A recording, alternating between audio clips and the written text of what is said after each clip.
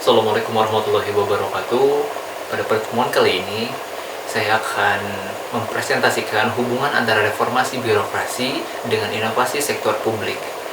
Perkenalkan, nama saya Didit Aditya, dari kelas Administrasi Publik B, semester 7.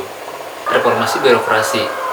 Melalui reformasi birokrasi, penyelenggaraan pemerintahan diharapkan berjalan dengan lebih tertata dan lebih bersih sesuai dengan prinsip-prinsip good governance. Ini artinya birokrasi diharapkan berubah dari sifat dan stereotipnya selama ini yang telah dipersepsikan publik sejak lama seperti korup, patrimonial, feodal, dan tidak profesional. Praktik-praktik ini telah berlangsung dan berakar lama, bahkan sejak masa kolonial ketika pertama kali sistem administrasi modern diperkenalkan. Selanjutnya, ada faktor-faktor penentu reformasi birokrasi. Yang pertama, ada kemauan dan komitmen politik yang kuat. Mulai dari pimpinan tertinggi sampai tingkat terendah. Yang kedua, ada kesamaan persepsi dan tujuan. Lalu ada konsistensi dan keberlanjutan, karena reformasi birokrasi merupakan proses yang panjang dan berkelanjutan. Ketersediaan dana atau anggaran untuk melaksanakan program dan kegiatan reformasi birokrasi, dan peningkatan kesejahteraan pegawai. Dukungan masyarakat berupa partisipasi masyarakat dan sistem kontrol dari berbagai unsur masyarakat. Selain itu, ada faktor-faktor lain dalam penentu reformasi birokrasi pemerintahan, di antaranya direksi kewenangan, peningkatan akuntabilitas pemerintah, orientasi pada bahasan dan etika pelayanan, responsivitas aparat pemerintahan, dan komitmen serta konsisten. Selanjutnya, ada beberapa capaian kebijakan reformasi birokrasi di Indonesia. Yang pertama, ada penataan struktur organisasi pemerintahan. Yang kedua, ada penataan jumlah dan distribusi PNS. Yang ketiga, ada pengembangan sistem seleksi CPNS dan promosi PNS secara terbuka. Yang kelima, ada pengembangan sistem pemerintahan elektronik yang terintegrasi. Yang keenam, peningkatan pelayanan publik. Yang ketujuh, ada peningkatan integritas dan akuntabilitas kinerja aparatur. Yang kedelapan, peningkatan kesejahteraan pegawai negeri. Dan yang kesembilan, ada efisiensi belanja pegawai.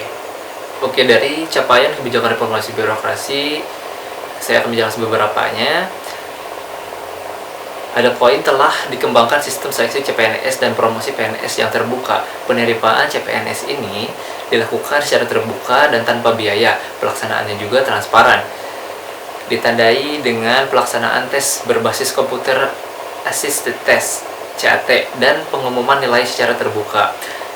Sementara untuk pihak promosi dan mutasi PNS melalui SE Menpan RB nomor 16 tahun 2012 telah diatur bahwa mutasi dan promosi PNS dilakukan dengan sistem merit untuk jabatan eselon 1 dan 2.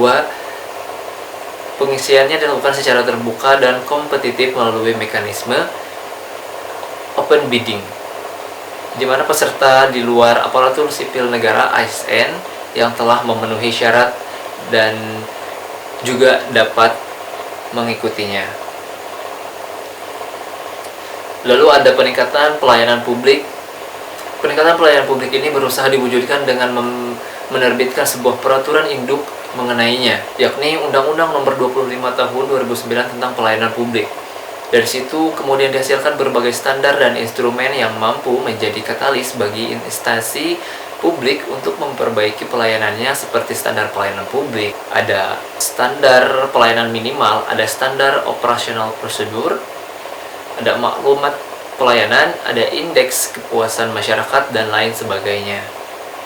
Lalu ada pengembangan sistem pemerintahan elektronik, atau bisa disebut dengan pengembangan e-government, diwujudkan melalui penyelenggaraan berbagai pelayanan publik melalui teknologi informasi dan komunikasi (TIK), seperti pengadaan barang dan jasa secara elektronik melalui LPSE, penerapan tata naskah dinas elektronik, dan keterpaduan sistem perencanaan, penganggaran, dan evaluasi kinerja.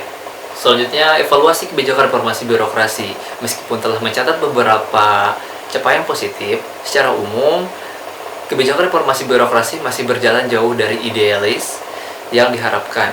Dalam setiap area reformasi birokrasi dan program percepatan yang dicanangkan, masih banyak masalah yang persisten. Meskipun diniatkan untuk menyentuh seluruh aspek, reformasi birokrasi masih lebih banyak menyentuh perangkat keras berupa penetapan standar, prosedur, dan tata laksananya. Akibatnya, implementasi dan pemenuhan reformasi birokrasi pun lebih banyak berkutat dengan melengkapi berbagai dokumen yang dipersyaratkan. Perubahan yang dihasilkan juga baru pada sebatas perbaikan remunerasi dan pembaruan superficial seperti penerapan absensi elektronik.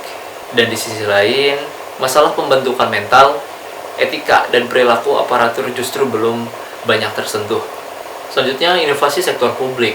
Dalam konteks sektor publik, inovasi dispesifikasikan sebagai inovasi administrasi negara, Public Administration Innovation, yang didefinisikan sebagai proses memikirkan dan mengimplementasikan kebijakan penyelenggaraan kepentingan publik yang original, penting, dan berdampak.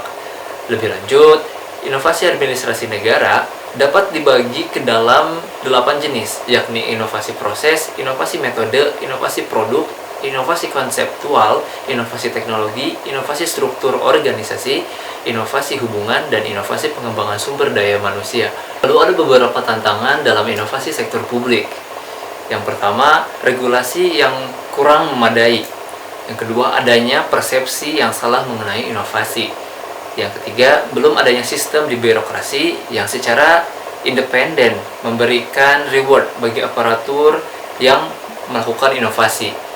Lalu, minimnya instansi publik yang melakukan replikasi inovasi.